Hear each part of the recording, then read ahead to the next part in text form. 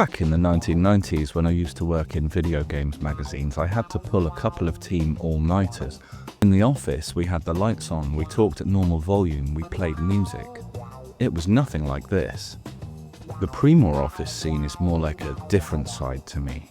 The one hunched over a desk in a dark room, trying to be quiet, furtive. My face bathed in blue light as I knock out one of these Andor scene analyses at 2 AM after promising my girlfriend I was coming to bed at 11:30. The Pre-Mor office is dark. This is a working security floor, active in the middle of the night, and no one's turned the lights on.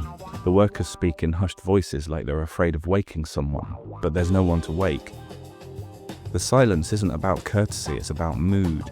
It feels more like a hidden surveillance bunker than a corpo security operations room. It doesn't feel like police work, it feels like something more personal.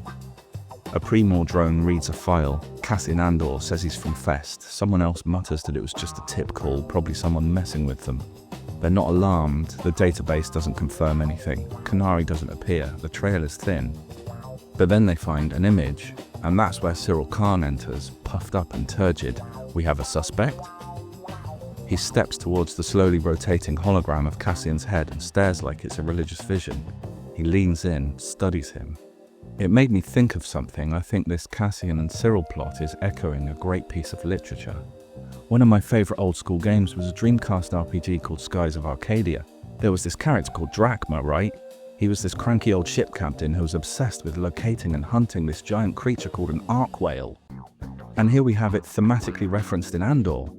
Captain Drachma seeing the huge purple space whale for the first time and burning its image into his memory. What? Syril is pulling a face like he's one of those people who just instinctively gets the measure of someone from looking at them. He's thinking, I've got you.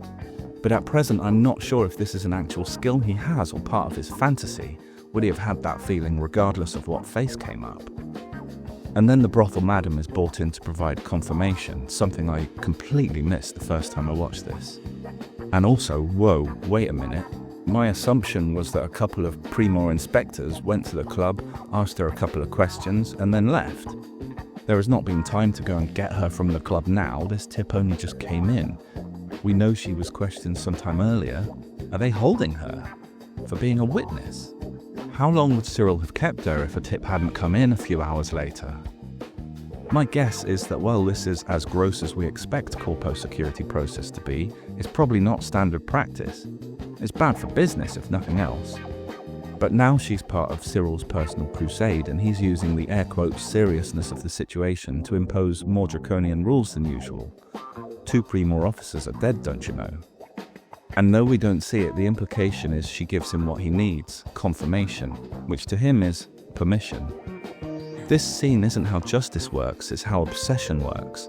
The lights are off, the office is quiet, the voice is low. Not because anything is sacred, but because everyone in the room knows on some level that it's all a bit off. It's obsession as private ritual, something unsanctioned but not forbidden, something technically allowed but spiritually out of bounds. It feels to me like it's telling us that surveillance is a private pleasure for someone like Syril. And to hammer home the point, our boy Syril is now excited. His confidence is growing. He's rigid with righteousness, because he's seen his prey and the hunt has started.